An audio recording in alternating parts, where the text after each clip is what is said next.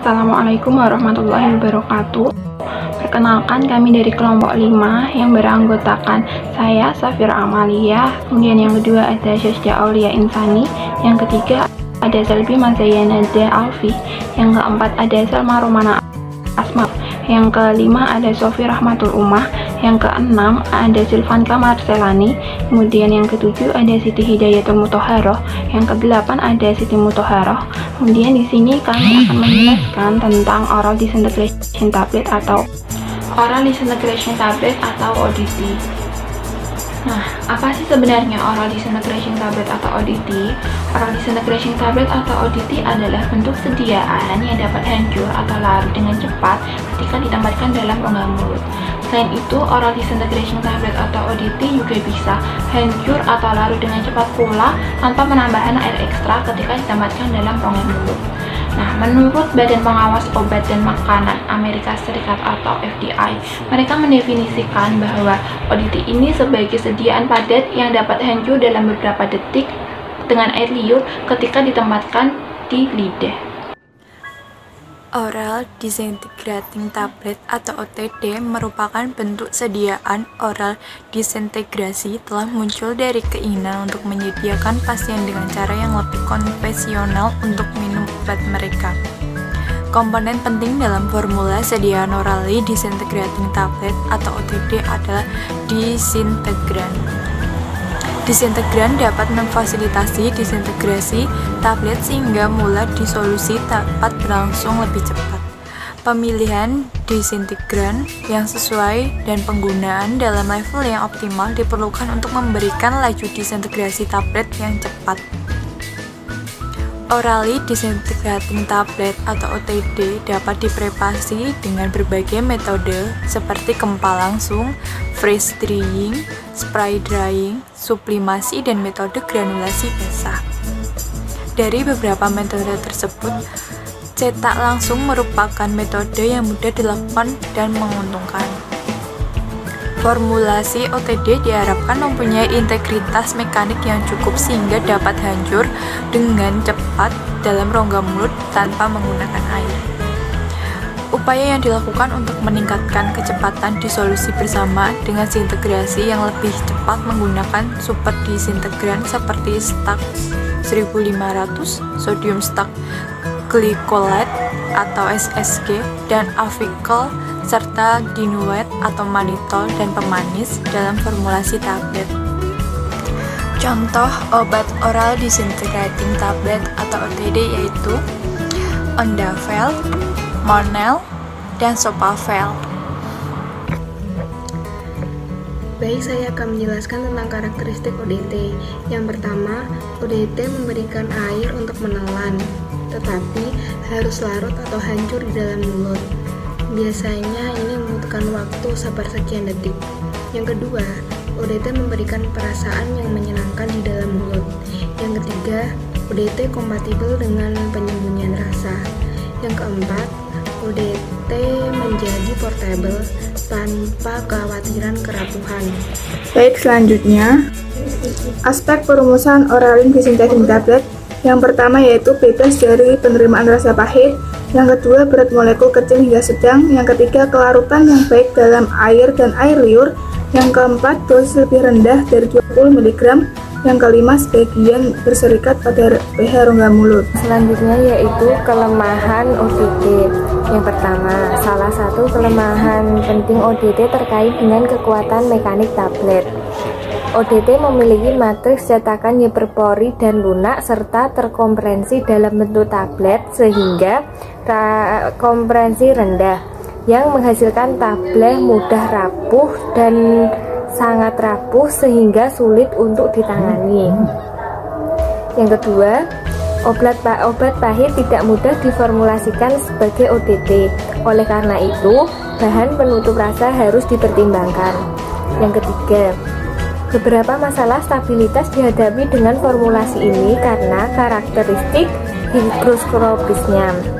Ini secara langsung akan mempengaruhi integritas fisik mereka. Oleh karena itu, mereka membutuhkan bahan kemasan khusus. Selanjutnya ada target populasi untuk ODT. ODT lebih cocok terutama untuk anak-anak dan pasien lanjut usia yang tidak dapat menelan bentuk sediaan padat konvensional. Usia pasien merupakan faktor utama yang mempengaruhi jenis sistem penghantaran obat. Penting untuk menentukan usia fisiologis dan status perkembangan psikologi anak. Pilihan rute pengobatan, penentuan interval dosis, dan parameter yang terkait dengan hasil pengobatan. Baik, yang selanjutnya saya akan membacakan mengenai keuntungan ODT. Yang pertama, ODT paling nyaman bagi penyandang cacat, pasien yang terbaring di tempat tidur, pelancong, dan orang sibuk yang tidak memiliki akses ke air. Yang kedua, rasa mulut yang baik milik ODT membantu mengubah persepsi pengobatan. Yang ketiga, sebagai pil pahit, terutama pada pasien anak. Nah, di sini ODT juga digunakan untuk pasien yang sukar menelan, seperti pasien yang mual muntah, pasien dengan gangguan mental, atau pasien yang dalam perjalanan yang tidak membawa air. Nah, saya akan menjelaskan juga mengenai mekanisme ODT. 1. Air harus dengan cepat masuk ke dalam matriks tablet untuk menyebabkan disintegrasi yang cepat dan pembubaran tablet secara instan. Yang kedua, penggabungan bahan penghancur yang sesuai atau bahan tambahan yang sangat larut dalam air dalam formulasi tablet. Nah, di sini ODT ini sangat cepat terlarut dengan sedikit air saja dalam waktu hanya beberapa detik, yang ketika obat ini diletakkan di lidah akan memberikan efek. Nah, efek kliniknya ini lebih cepat dan berbeda signifikan dibandingkan tablet konvensional. Penelitian dari Karina Citrarani, Nani Parvati, Jessica Wangsaputi, Departemen Farmasetis, Fakultas of Farmasi, Universitas of Surabaya. Uji organoleptis adalah mengamati penampilan fisik setiap tablet masing-masing formula. Uji penetapan kadar adalah pengambilan 20 tablet formula secara acak lalu digerus. Uji kekerasan tablet adalah pengambilan 10 tablet dari masing-masing formula. Uji kerapuhan tablet, sampel tablet 6,5 gram dimasukkan ke dalam alat uji friabilitas tablet dengan kecepatan 25 rpm selama 4 menit. Bobot seluruh tablet ditimbang kembali dan dihitung selisih antara bobot tablet sebelum dan setelah diuji. Sandra Sekar, ETAL 2013, Aulton 2013. Persen friabilitas sama dengan bobot awal dikurangi bobot akhir per bobot awal dikali 100%. Uji disolusi. Uji disolusi sediaan ODT atenolol dilakukan pada media disolusi dapar asetat 0,1 N pH 4,6 dengan volume 900 ml sesuai dengan ketentuan Farmakope Indonesia edisi 5. Penelitian Hayatus Saada Akademi Farmasi Samarinda ada 3 penelitian, yaitu kekerasan tablet, kerapuhan tablet, dan waktu hancur tablet. 1. Kekerasan tablet. Tablet diletakkan vertikal di antara ujung dari penekanan putar dari alat kekerasan tablet sehingga tablet tertekan dan pecah. 2. Kerapuhan tablet. Kerapuhan tablet diuji dengan 20 tablet ditimbang kemudian dimasukkan ke dalam friabilator dan diputar selama 4 menit dengan kecepatan 25 rpm. 3. Waktu hancur tablet diuji dengan 6 tablet dimasukkan masing-masing tabung pada disintegrator, kemudian alat tersebut dimasukkan ke dalam beker gelas berisi air pada suhu 36-38 derajat Celcius. Tabung diturun dan dinaikkan sebanyak 30 kali setiap menit. Tablet dinyatakan hancur apabila tidak ada bagian tablet yang tertinggal di atas kasa. Waktu yang diperlukan untuk tablet hancur dicatat. Selanjutnya, penelitian menurut Anggi Nadia Bestari, Tengku Nadia Saifullah Sulaiman Abdurrahman, ada 4 penelitian, yaitu 1. Uji keseragaman bobot tablet. Diuji dengan penimbangan sejumlah 20 tablet dari masing-masing 1:1 dengan neraca analitik.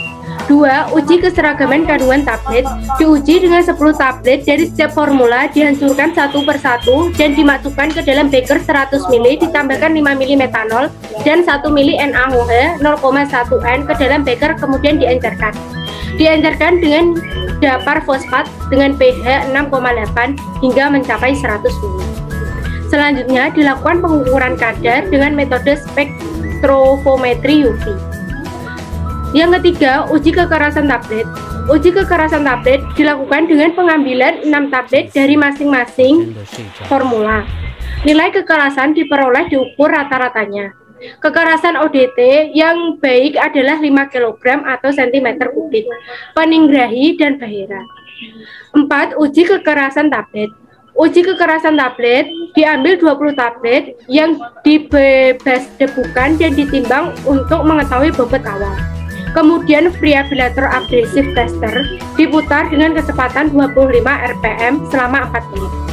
Tablet dibebas debukan dan ditimbang kembali sebagai bobot akhir menurut Departemen Kesehatan 1955.